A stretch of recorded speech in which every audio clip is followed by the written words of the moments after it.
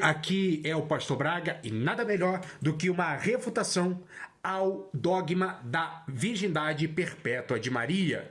E antes de mais nada, para explicar a respeito disso, esse dogma ele vai surgir com nada mais, nada menos com a concepção do ascetismo dentro da igreja.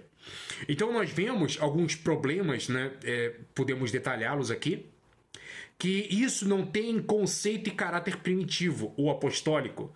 Isso vai surgir muito tempo depois numa obra apócrifa que eu vou te mostrar aqui, que aqui cai por terra a virgindade. Vamos lá. O primeiro pai da igreja é Irineu de Lyon, Contra as Heresias, capítulo 3, livro 3, capítulo 21, versículo 10, vai dizer o seguinte: E como a substância de Adão, o primeiro homem plasmado, foi tirado da terra simples e ainda virgem, Deus ainda não fizera chover e o homem ainda não trabalhara. E foi modelado pelo amor de Deus.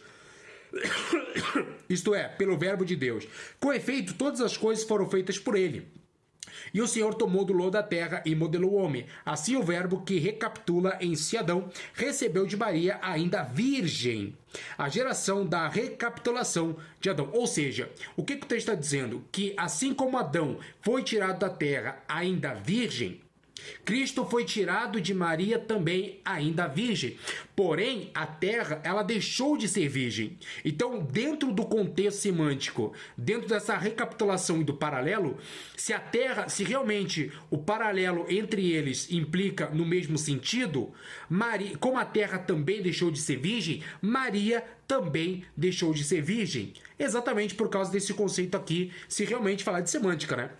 Inclusive, nós vemos algumas questões da onde que surgiu o dogma da virgindade perpétua. Pessoal, o dogma da virgindade perpétua, ele surgiu de algo chamado proto-evangelho. É uma obra apócrifa que não corrobora a era apostólica. Ela é tardia e também ela é gnóstica. Ela não tem conceito primitivo ou apostólico. Ela surgiu muito tardiamente. E nada melhor do que isso é que os pais da igreja, eles se baseavam em tradições, né? Ou você acha que eles se baseavam em conceitos primitivos ou históricos? Não. Eles se baseavam em tradições. E quem vai dizer isso? Olha só. Orígenes de Alexandria, o comentário sobre Mateus 10:17.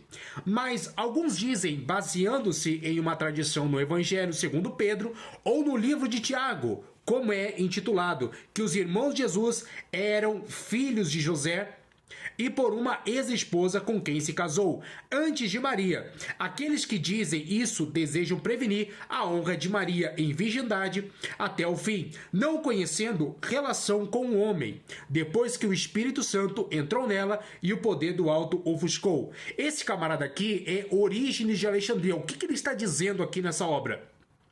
Ele está dizendo que alguns, não todos, mas alguns, estavam se baseando na tradição desse Evangelho segundo Pedro ou no livro do próprio Evangelho de Tiago, né, para levantar essas teses da virgindade de Maria e para dizer também que os irmãos de Jesus, eles eram filhos apenas de José.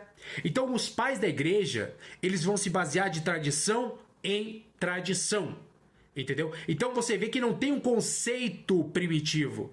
Isso aqui é de uma obra apócrifa, entendeu? Do proto-evangelho. Inclusive é obra de gnósticos. Eu vou explicar daqui a pouquinho por quê. O outro pai da igreja, que era o mestre, digamos assim, de Orígenes, é o Clemente. Olha o que ele diz.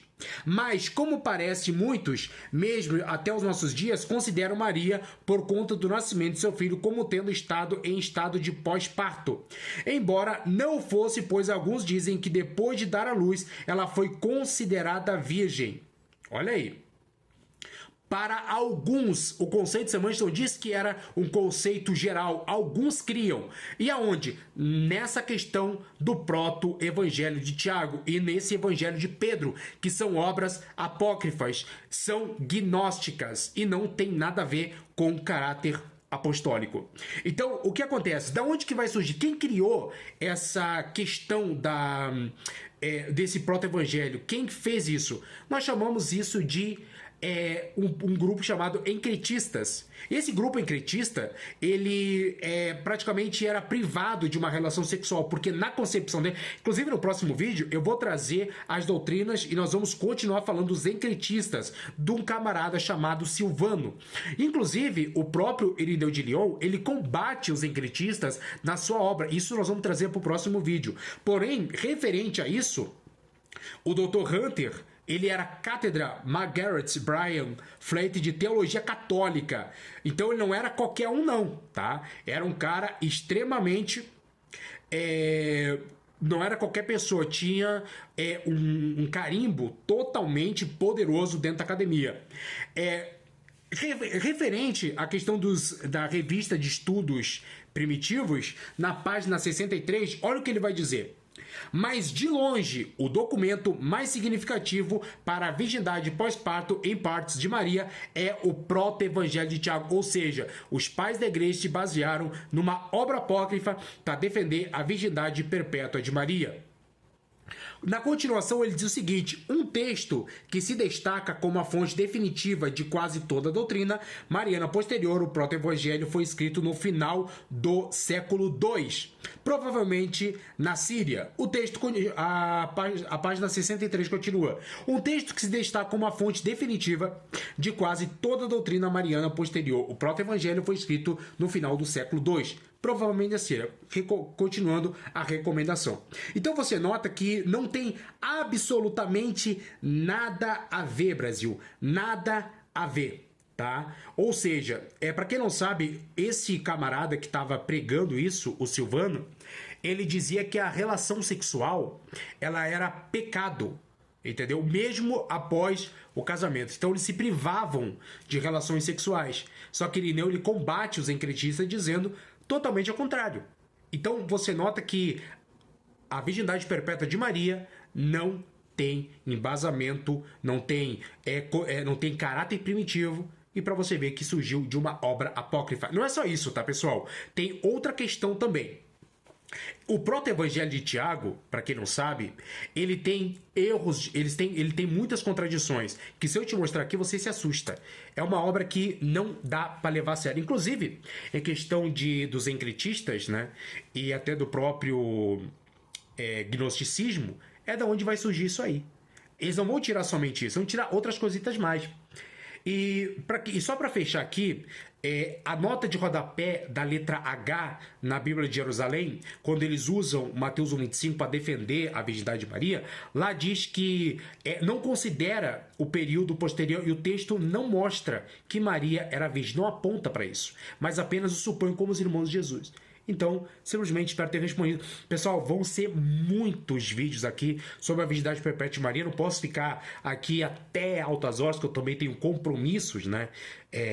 No trabalho, enfim.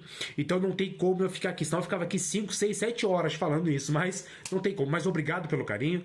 Forte abraço, fiquem todos com Deus e vamos continuar falando. Vamos trazer Jerônimo contra Euvídio no próximo vídeo para você entender algumas questões de Jerônimo e alguns vacilos, tá bom? Forte abraço, fiquem todos com Deus e até a próxima.